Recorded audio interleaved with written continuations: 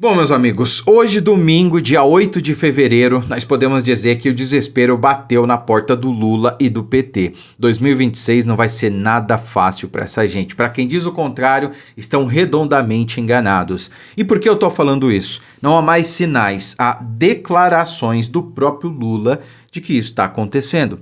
Quando começam ofensas, xingamentos e pedidos, aliás, convocações para que a militância parta para o ataque, isso é uma demonstração de desespero. Ora, mas já não estava ganho, o Lula não vai ser reeleito por um quarto mandato? Só que não está nada ganho, né? Nem para a esquerda, nem para a direita, lamentavelmente, né? Tem muita gente ainda que acredita nesse discurso falso do Lula e do lulopetismo, né? Esse fanatismo de extrema esquerda. Mas o que eu quero mostrar para vocês aqui é o quão desesperado o Lula está para pregar o ódio abertamente. Eles podem pregar o ódio, eles podem pregar a violência, eles podem pregar o ataque às outras pessoas, eles podem tudo. Nesse país a esquerda pode tudo, né? Mas fazendo isso eles só evidenciam o quão desesperados estão, né? Eu peço que vocês, eu sei que é difícil, mas assistam, acompanhem o vídeo aqui do Lula destilando ódio e incentivando, clamando para que a militância parta para o ataque. Prestem atenção nos detalhes, olha só. Desmontar. Essa campanha tem que começar a verdade derrotando a mentira. Nós temos que escrachar cada mentira que eles contarem. Nós temos que desmontar e temos que provar e temos que ter coragem de debater. A gente não pode ficar quieto. Alguém deu uma notícia contra o governo, aí eu deletei. Deletou, não, você tem que mandar o cara que fez a notícia para aquele lugar. Vocês perceberam? Então quando tiver uma notícia sobre o governo, não é uma notícia falsa, não. Quando tiver uma notícia sobre o governo, porque não vai ter notícia boa sobre o Lula, sobre o PT, né? Sobre o governo Lula. Não vai ter. Então quando tiver uma notícia sobre o PT, o que você faz? Você desmente? Você vai lá, debate com a pessoa, mostra que ela está errada? Não, você manda para aquele lugar. O que é isso se não destilar ódio, se não incentivar a violência? Nós temos que ser mais desaforados. Porque eles são desaforados. Então, para o PT, para o Lula, é desaforo nosso expor a verdade.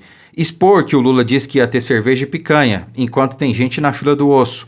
Expor que ele disse que a gasolina ia baixar, mas no governo Bolsonaro era R$ 4,60. Agora quanto que está a gasolina aí? Eu não preciso falar. Todo mundo sabe quanto que está a gasolina. Mesmo quem não tem carro, você passa na frente de um posto, você vê que está R$ 6,20, está R$ 7,00 em alguns lugares. E nós não podemos ficar sendo quietinho. Não tem essa mais de Lulinha, paz e amor. Não tem essa mais. Essa eleição vai ser uma guerra. Vai ser uma guerra. E nós vamos ter que estar preparados para ela. Para ganhar o título. Para não poder deixar que a mentira prevaleça nesse país. É muita mentira 24 horas por dia. É muita mentira. Então, companheiros, vamos nos preparar. Eu quero que vocês saibam que eu estou motivado pra cacete. Muito motivado. Pois é, né? Isso aí eu acho que foi num evento lá na Bahia, aniversário do PT, que foi mais um evento flopado, né? Cheio ali de gente, enfim, antiga, cheirando a naftalina nesse palco. E o discurso de sempre, um discurso raivoso, um discurso incentivando e clamando para a militância realmente para partir para o ataque. Percebam que do nosso lado o que a gente quer? Que a verdade ela seja exposta. Tudo bem, se o PT quiser mentir, que minta, mas que pelo menos a gente tenha a possibilidade de desmentir, né? Que a gente tenha a internet livre para poder debater, para poder mostrar a verdade, que as pessoas decidam em quem elas acreditam. Se acreditam que a vida melhorou depois que o Lula foi eleito, depois que o Lula voltou à cena do crime, nas palavras do Alckmin, ou se acreditam na realidade, que os olhos dela mostram, né? Quer dizer, você vai acreditar no mundo paralelo que o Lula prega, que tá tudo mil maravilhas, ou você vai acreditar na realidade? Você vai no mercado e com R$100 você não compra a mesma coisa que comprava há 3, 4 anos atrás, ou há 2 anos atrás, ou até que você comprava no ano passado, porque tá tudo aumentando e aumentando rápido, né? Que com R$100 você não enche mais o tanque de algumas motos. Olha só, R$100, cara, eu sempre andei de moto. Hoje para encher o tanque da minha moto é uns R$80. Eu tenho uma moto, é só para andar aqui mesmo na minha cidade, né? Baixa cilindrada. Com R$ 80 para encher a moto. Eu me lembro que com R$ 35 eu enchia o tanque da minha moto e não faz muito tempo. Né? Então essa é a realidade. Não dá para você brigar com a realidade. E o que eles querem é a mentira. Quando o PT fala, quando o Lula fala em verdade, você parte para o inverso. Se o Lula está falando de pregar a verdade, na verdade ele está falando de pregar a mentira. Percebam que ele não quer que você desminta a informação sobre o governo. Não, ele quer que você mande quem compartilhou aquela informação para aquele lugar. Palavras do Lula, não são palavras minhas. Tá? E aqui, para finalizar, tem mais um vídeo do Lula. Eu peço que vocês façam aí mais um esforço para ver o Lula falando, porque ele faz um desrespeito, um deboche muito grande com os evangélicos, né? Olhem vocês mesmos. Os evangélicos votam com os outros. Porque o que nós fazemos? O que nós fazemos? 90% dos evangélicos recebem os benefícios do governo. Então é isso aí. Vocês perceberam? Tem mais. Não acaba por aí. 90% dos evangélicos recebem benefício do governo e votam nos outros. Ele está cobrando a fatura. Vocês recebem o Bolsa Família, pô. Vocês agora estão recebendo o Auxílio Gás, o Vale Gás. E vocês não vão votar na gente? Bom, em outras palavras, ele está admitindo que os programas sociais são compra de votos. Que todo mundo que recebe programa social deveria votar no governo. Então essa fala aqui do Lula já seria motivo para impeachment e inelegibilidade. Ele está escancarando, ele está admitindo que os programas sociais, como o Vale Gás, que agora foi aprovado nesse ano, né? Em ano eleitoral, inclusive, compra de voto, né? Se fosse Bolsonaro, meu amigo... Aliás, proibiram Bolsonaro de fazer uma medida em ano eleitoral. Não me lembro agora exatamente o que era, né? Acho que era para diminuir o ICMS, ou o imposto sobre a gasolina. Proibiram Bolsonaro de fazer isso, porque era ano eleitoral. Não, isso aí é campanha antecipada, não pode. Mas o Lula aprovar a compra de voto legalizada, dando auxílio gás em ano eleitoral, aí pode, aí tá tudo bem, né?